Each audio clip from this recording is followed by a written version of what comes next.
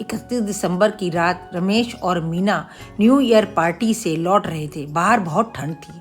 दोनों पति पत्नी कार से वापस घर जाने की सोच रहे थे। तभी सड़क के किनारे पेड़ के नीचे पतली फटी पुरानी चिथड़ी चादर में लिपटे हुए एक बूढ़े भिखारी को ठंड से कांपते हुए देख करके रमेश का मन पिघल गया। उसने वहीं गाड़ी रोकी और मीना से कहा कि यह बूढ़ा ठंड से कांप रहा है, तुम पीछे गाड़ी में रखे हुए कंबल को उसको उड़ा आओ। नहीं नहीं, यह आप क्या कह रहे हैं? माना वह कंबल 4-5 साल पुराना है, पर काफ़ी महंगा है और यह उसे उड़ेगा नहीं बल्कि उसे बेच देगा। ये ऐसे ही होते हैं। रमेश ने मीना की बात न सुनी और वह कंबल निकाल करके बूढ़े बाबा को उड़ा करके घर की ओर चल दिए। अगले दिन 1 तारीख को भी उन्हें कहीं जाना था। वह वापस उसी रास्ते से लौट रहे थे तो मीना ने जानबूझकर कहा, चलो देखते हैं आज वह बाबा कंबल ओढ़े बैठा है या कंबल को बेच आया। देखा बाबा तो वहाँ था पर वह कंबल नहीं ओढ़े हुए था। मीना ने जाकर के कहा, बाबा वो रात वाला कंबल कहाँ है? बेचकर नशे का सामान ले आए क्या? बुजुर्ग ने हाथ से इशारा किया जहाँ थोड़ी दूर पर एक बूढ़ी औरत लेटी हुई थी जिसने वही कंबल ओढ़ा हुआ था। बुजुर्ग बोला, बेटा वह औरत पैरों से विकलांग है और उसके कपड़े भी फटे हुए थे।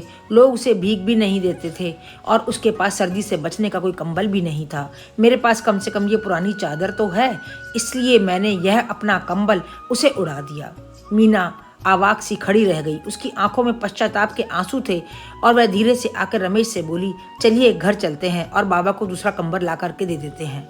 मित्रों, इस छोटी सी कहानी को सुनाने का मेरा केवल एक ही इरादा है कि हमें ईश्वर का धन्यवाद करना चाहिए कि ईश्वर ने हमको उस श्रेणी में रखा है जहां हम लोगों की मदद कर सकते हैं। जहां हम कुछ लोग अपने बच्चों, अपने परिवार के साथ छुट्टियां मनाने के लिए हिल स्टेशन पर जाकर के अपने धन का प्रदर्शन करते हैं, अपनी खुशियां मनाते हैं, वहीं कुछ लोग इस शीतलहर, इस सर्दी से बचने के लिए आग जलाकर सड़क किनारे दान में मिली हुई वस्तु के लिए नजर गड़ाए बैठे रहते हैं। मित्रों, हमारे घर के अंदर बहुत सा सामान, बहुत सी चीजें ऐसी पड़ी होती हैं जो हमारे यूज की नहीं होती। यदि हम उन्हें इकट्ठा करें तो घर में एक व्यवस्था तो बनती ही है, साथ ही साथ ऐसे जरूरतमंद लोगों की सहायता भी हो जाती है जिन्हें उन सामानों की, उन चीजों की बहुत ज्यादा आवश्यकता है। गवर्नमेंट की तरफ से, सरकार की तरफ से बहुत सारी संस्थाओं ने भी ऐसे लोगों की मदद करने के लिए आगे आए हैं। परंतु दोस्तों, मित्रों, समझिए, जब जब आपके द्वारा किसी की भलाई के लिए कोई निस्वार्थ भाव से कोई कार्य किया जाता है, तब देखा जाए तो वास्तव में हमारी अपनी ही भलाई होती है। आज हम किसी ज़रूरतमंद के लिए जो सहायता करते हैं वह आवश्यकता पड़ने पर कल हमारी सहायता भी बन सकती है।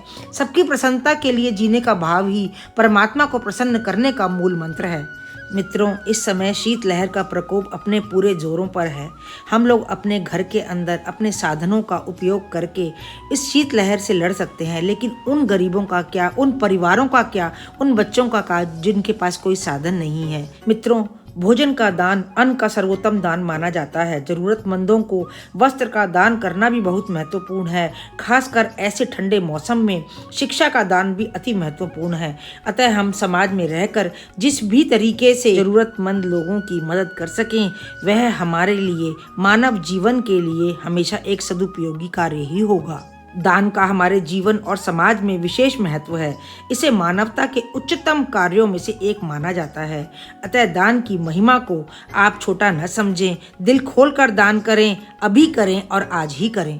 मित्रों, मेरे इस व्लॉग का उद्देश्य केवल उन जरूरतमंदों को सहायता पहुंचाना है जो आज सर्दी में बाहर बैठे हुए एक भरी हुई आंखों से हमारा इंतजार कर रहे हैं।